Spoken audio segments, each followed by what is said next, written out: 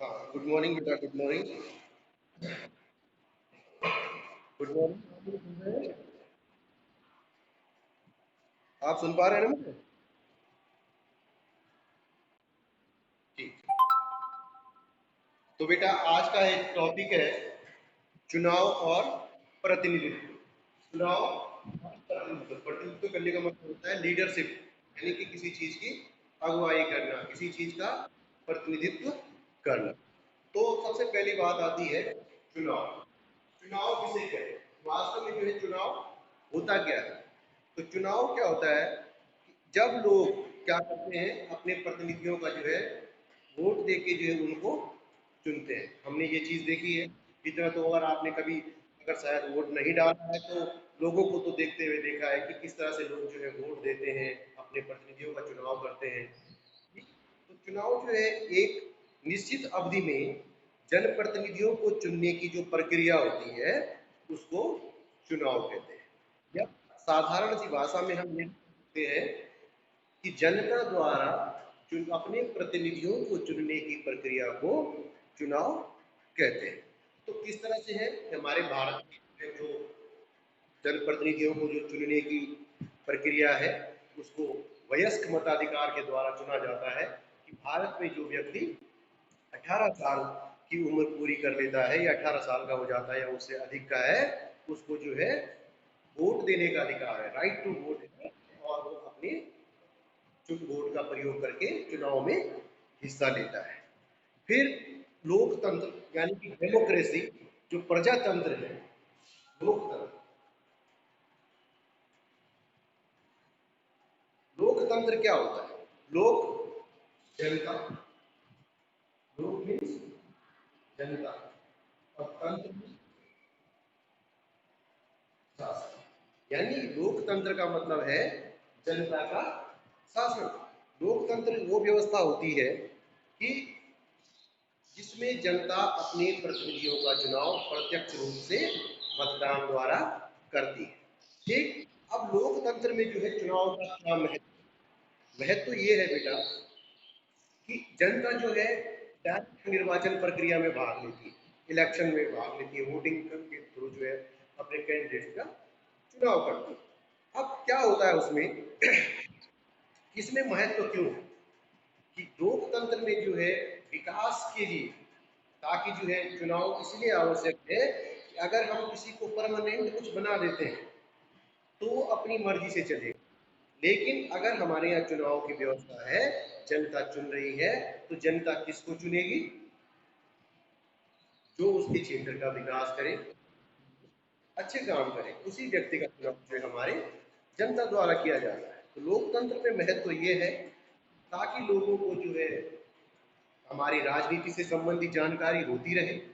फिर लोग क्या होते हैं कि जब भाग लेते हैं चुनाव में तो उनके अंदर आत्मविश्वास बढ़ता है, आत्मगौरव की भावना बढ़ती है, लोगों का जो है नैतिक विकास होता है।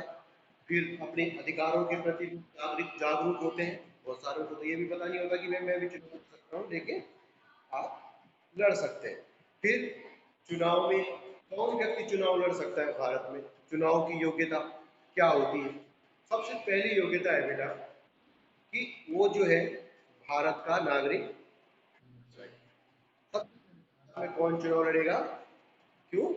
सबसे पहले भारत का नागरिक उसको होना चाहिए।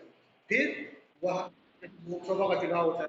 लोकसभा के चुनाव के लिए जो है उसकी उम्र कम से कम 25 वर्ष होनी चाहिए। जो व्यक्ति 25 साल का हो जाएगा वो लोकसभा का चुनाव लड़ सकता है।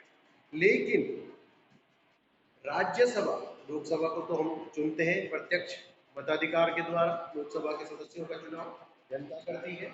लेकिन राज्यसभा के चुनाव जन जो प्रतिनिधि होते हैं उनका चुनाव जो है हमारे चुने हुए प्रतिनिधि अपने में से किसी का करते हैं। तो क्या होता है कि भारत का नागरिक होना चाहिए।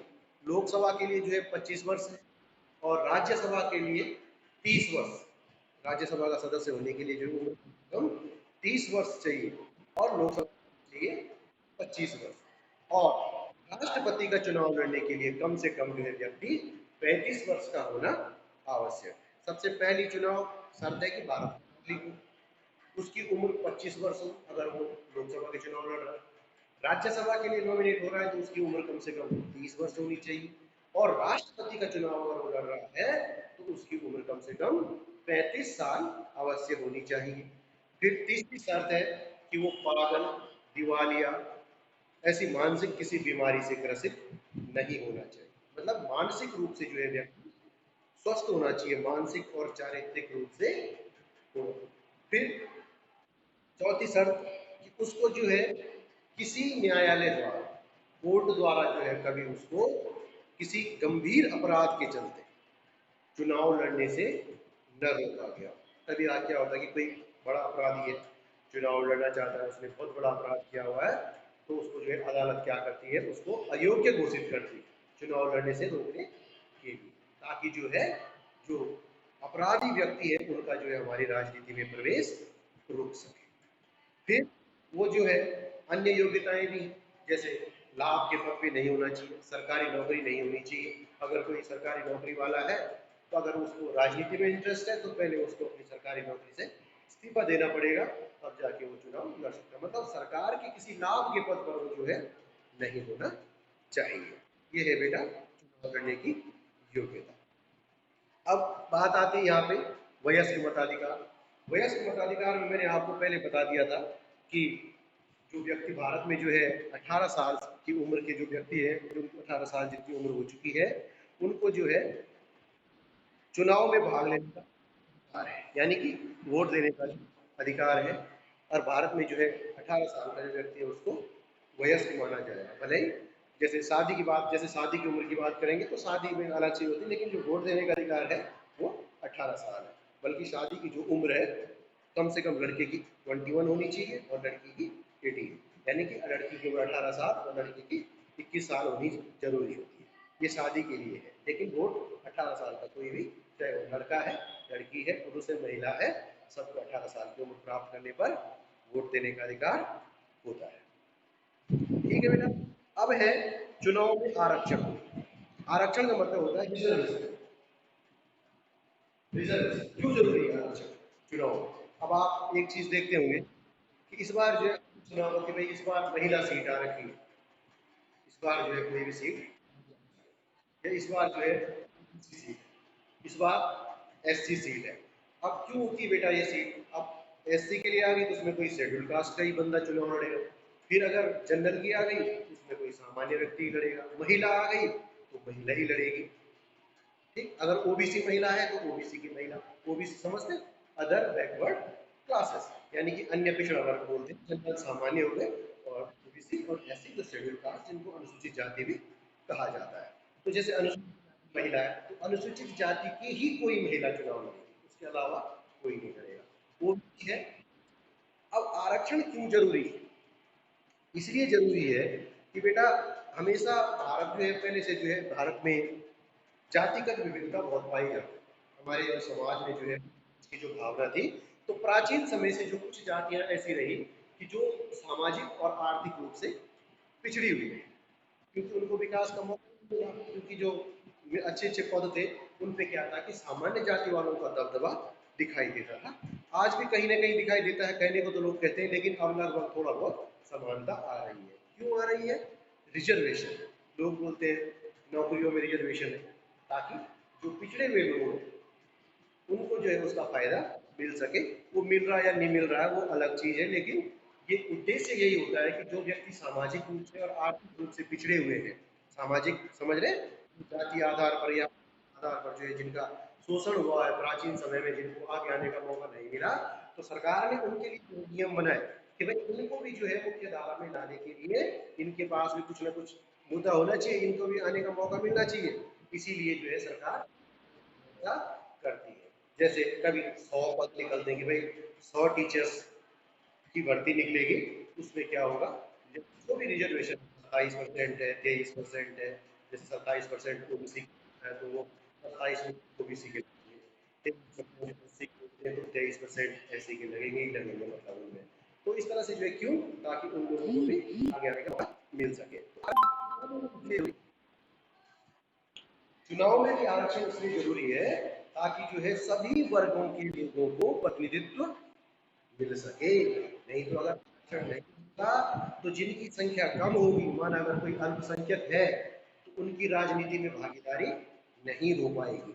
अगर कोई पिछड़ा हुआ है तो उस बेचारा हमेशा ही पिछड़ा हुआ रह जाएगा, उसको आगे आने का मौका नहीं मिलेगा। माना ईसाई भारत में बहुत कम है, तो क्या होता है कि उसके लिए हमारे राष्ट्रपति क्या करता है कि जब अगर जो है वो चुन के नहीं आ पाता है कोई, तो जिनकी संख्या कम होगी तो कहाँ से चुनेंगे, उनके लिए जो 2 एंग्लो इंडियन सीट जो हमारा राष्ट्रपति नॉमिनेट करता है। ठीक, इस तरह से जो है आरक्षण इसलिए जरूरी है ताकि राजनीतिक संस्थाओं में जो है सभी वर्गों का प्रतिनिधित्व सुनिश्चित किया जा सके और सबको जो है प्रतिनिधित्व करने का मौका मिल सके। अब आती है बात चुनाव संबंधी जो कानून होते हैं, इस चीज को ध्यान रखना कि चुनाव संबंधी जो भी कानून बनाए जाते हैं तो उनको कौन बनाती है, हमारी संसद। ठीक, संसद को प्राप्त होता है चुनाव संबंधी या निर्वाचन संबंधी जो भी कानून है वो संसद ही बनाती है। अब चुनाव में सुधार, अब आप देखते हैं कि चुनाव में गड़बड़ियां होती हैं। ठीक, तो गड़बड़ियां क्या होती है, उनमें सुधार,